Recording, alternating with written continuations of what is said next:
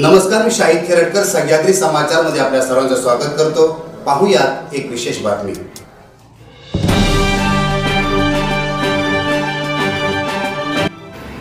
राष्ट्रवादी महिला जिल्हाध्यक्ष चित्राताई चव्हाण यांनी आपल्या महिला पदाधिकाऱ्यांच्या समवेत राष्ट्रीय महामार्गाच्या कार्यालयावर धडक दिली। चिपळूण बहादूर शेख नाका येथील उड्डाणपुलाची झालेली दुर्घटना ही जनमानसात संताप व्यक्त करणारी आहे। संपूर्ण महाराष्ट्रभर याचे पडसाद उमटत आहेत। अनेक राजकीय पक्ष, पदाधिकारी, सामाजिक कार्यकर्त्यांनी या दुर्घटनेचा निषेध केलेला आहे आणि चित्राताई चव्हाण यांनी देखील तीव्र शब्दांमध्ये या घटनेचा निषेध व्यक्त केलेला आहे। राष्ट्रवादी महिलांच्या वतीने आज खरोखरच ही गोष्ट धिक्कारकारक आहे की प्रशासनाचा अजिबात लक्ष नाही आहे आणि मला तरी वाटतंय की जे याच्यावरती नेमलेले जे कन्सल्टिंग असतील त्यांनी दुर्लक्ष केलेलं आहे। उप अभियंत्यांची माहिती मी घेतली तर 3 तालुके त्यांच्याकडे आहेत, साखरपा, चिपळूण, रत्नागिरी आणि 3 तालुक्याचा त्यांना कारभार सांभाळायला लागतोय।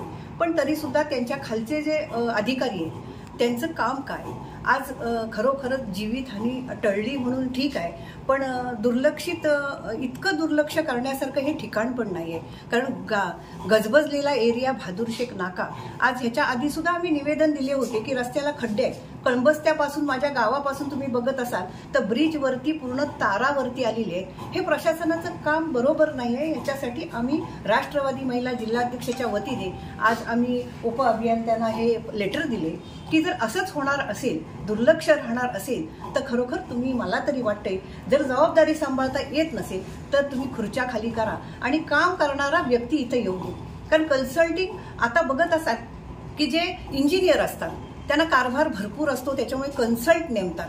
मग कन्सल्टना सुद्धा जर जमत नसेल हा कारभार तर नक्की ह्याच्यात काय प्रकार आहे। तुम्हाला कुठल्या जर अडचणी असतील तर आमच्यासारख्यांशी बोला आणि वरती आम्ही प्रशासनाकडे कळवू की खरोखर, किंवा आताचं सरकार जरी असेल तरी सुद्धा आम्ही त्यांच्यापर्यंत पोहोचवू तुम्हाला अडचणी काय आहे। कारण आमच्या ह्या लोकप्रतिनिधींचं इतकंच काम आहे की लोकांना त्रास होता कामा नये। आज आमचं जे बघत असाल की लोक ये जा करण्याचं ठिकाण, मेन ठिकाण आहे गोवा महामार्ग आहे, कराड महामार्ग आहे, म्हणजे हे जे मध्यवर्ती ठिकाण आहे आणि त्याच्यापासून इतक्या मुंबईपासून गाड्या येतात, गोव्यापासून गाड्या येतात। हे जर आकस्मिक एखादं दुर्घटना घडली असती, कुणाचा ह्याच्यात जर मृत्यू झाला असता तर तुम्ही त्यावेळेला काय करणार होतात, त्याच्यासाठी आम्ही खरंच जाब विचारायला तुम्हाला आलोय की हेच जर अशी हालचाल चालत असेल तर नक्कीच ही गोष्ट निषेधार्थ आहे आणि तुम्ही काम कसं करायला पाहिजे हे आम्ही सांगण्यापेक्षा तुमचं काम काय।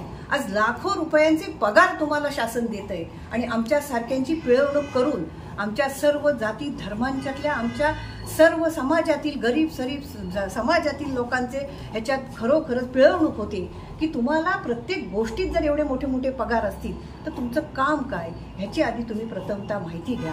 आणि आज ह्याच्या पुढे घडलं, ह्याच्यातील काही लोक आमची तिथे गेली होती, त्यांच्यावर जर हे कोसळलं असतं तर खरोखर अशी निंदनीय गोष्ट नाही आहे की हे इतकं घडत असताना सुद्धा तुम्ही गप्प बसताय आणि त्याच्यानंतर सुद्धा तिथे हालचाली काय नाही आहेत। जे कोसळलंय तसंच्या तसं आहे, यंत्रणा काय करते, आज तुमची कामं काय ही जर तुम्हाला कळत नसेल, एकामेकावर ढकलण्यापेक्षा, ज्यांनी काम घेतलंय त्यांच्यावर ढकलण्यापेक्षा आपलं काय काम हे तुम्ही बघायला गरज आहे। आणि म्हणूनच संपूर्ण महिला आम्ही तुमच्या रत्नागिरी राष्ट्रवादी जिल्ह्याच्या पवारसाहेबांच्या गटाच्या महिला आम्ही इथे आलो आणि जाब विचारतोय, जर तुम्हाला झेपत नसेल तर खरोखर खुर्च्या खाली करा।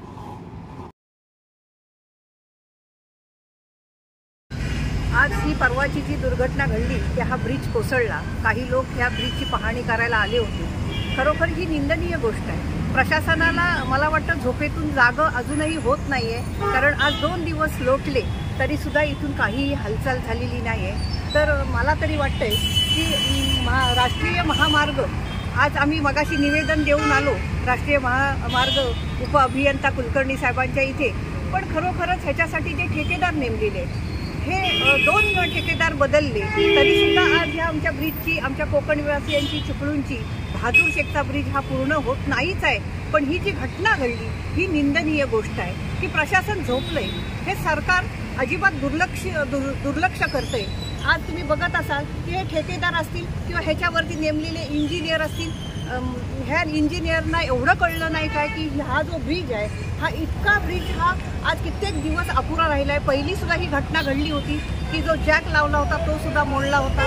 आता सुद्धा ही इतकी निंदनीय गोष्ट आहे की ही घटना होऊन सुद्धा अजूनही 2 दिवस झाले जात नाही आहे. कोकणवासियांना असंच लटकवत ठेवण्याचं या सरकारचं मला वाटतंय हे लक्ष देणारं कोण नाही आहे. आज महिलांना इतकी वाटायला लागलंय की खरोखर आमची मुलं बाळ इकडून फिरत आहेत. आज मुंबईवरून चाकरमानी येत आहेत, गोव्यावरून लोक येत आहेत, कराडवरती जाणारी लोक आहेत. हा ब्रिज मध्यवर्ती आहे आणि हा जर त्रास परत परत होणार असेल तर प्रशासनाने जागं राहिलं पाहिजे आणि याचं काम त्वरित केलं पाहिजे. हा आम्ही तुम्हाला आव्हान करतोय आणि हे काम वेळेत जर पूर्ण राहिलं नाही तर 100% आम्ही आंदोलनाला उतरू आणि हे प्रशासन जागं होत नसेल तर मी अधिकाऱ्यांना सांगेन की वेळेत काम केलं पाहिजे.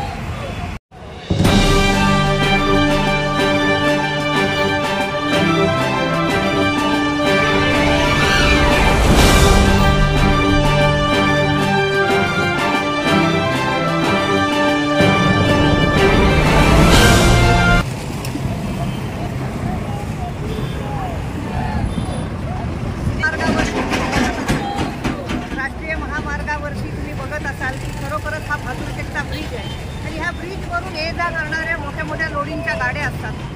आज थोडेच दिवस झालेत हा ब्रिज झालेला, पण ह्या ज्या सळ्या दिसत आहेत हे लोखंड दिसत आहेत, हे निकृष्ट दर्जाचं काम हे अधिकाऱ्यांना कळत नाही काय. हे इंजिनियर कोण किंवा हे अधिकारी कोण यांना हे कळलं पाहिजे होतं की खरोखरच हे काम आपण निकृष्ट दर्जाचं करतोय. हे ज्या कंपनीने काम घेतलंय त्या कंपनीची जबाबदारी नाही आहे काय, त्या अधिकाऱ्यांची जबाबदारी नाही काय. उप अभियंता कुलकर्णी साहेब यांनी लक्ष घातलं पाहिजे होतं. आज आम्हाला त्या प्रशासनाकडून कळतंय, त्या अधिकाऱ्यांकडून कळतंय की 3 तालुक्याची आमच्यावर जबाबदारी आहे. तुम्हाला जर पेलवत नसेल जबाबदारी तर खरोखर तुम्ही राजीनामे द्या. ही मागणी आम्ही राष्ट्रवादी महिला जिल्ह्याच्या वतीने करतोय. कारण ह्यावरून जाणारे येणारे हे आमचे कोकणवासी आहेत. हे अगदी सिंधुदुर्गापासून ते गोव्यापर्यंत जाणारे लोक आहेत, इथून मुंबईला जाणारे लोक आहेत. तर ह्या महामार्गावर ह्या आमच्या भादुरचेकच्या ब्रिजवरती ह्या सळ्या दिसत आहेत, हे लोखंड दिसते. हे इतकं घाणेरडं काम जर तुम्हाला करायचं असेल तर हे काम खरोखरच निकृष्ट दर्जाचं काम तुम्ही प्रथमतः ह्या इंजिनियरनी बघावं आणि हे पूर्ण जर करणार नसाल तर खरोखर तुमचा निषेध आहे. तुम्ही ह्या खुर्च्या खाली करा, ह्या अडवून ठेवू नका. हे मोठे मोठे पगार घेत आहे, हे पगार घेऊन तुम्हाला ह्याची किंमत नाही आहे की आपण काम कसं करतोय. 14 वर्ष हा महामार्ग बनतोय आणि आमच्या मुंबईवासीय चाकरमानी येतात, त्यांना हे हाल सोसावे लागत आहेत आणि म्हणूनच हा आवाज राष्ट्रवादी महिला जिल्ह्याच्या वतीने आम्ही उठवलाय. आणि खरोखर आज ही वेळ आली, आम्ही कधीही रस्त्यावर उतरलेलो नाही महिला की चला चाललंय चांगलं काम, आमचं काम होऊ दे, पण तरी सुद्धा ह्या सळ्या दिसतात की निकृष्ट दर्जाचं काम हे दाखवण्याची वेळ आली आहे.